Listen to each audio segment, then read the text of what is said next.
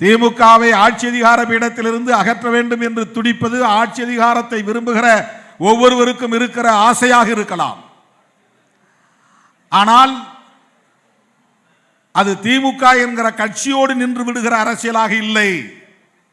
திமுகவும் பேசுகிற, விடுதலை சிறுத்தைகளும் பேசுகிற, இடதுசாரிகளும் பேசுகிற அரசியலுக்கே வேட்டு வைக்கிற முயற்சியாக இருக்கிறது. சங்க பரிவாரங்களின் முயற்சியாக இருக்கிறது. எனவேதான் சங்க பரிவாரங்களின் தூதுவர்களாக இந்த களத்திலே, பிரதிநிதிகளாக இந்த களத்திலே இறங்கி இருப்பவர்கள் எந்த முகமூடி போட்டிருந்தாலும் அந்த முகமூடியை கிழிக்க வேண்டிய பொறுப்பு,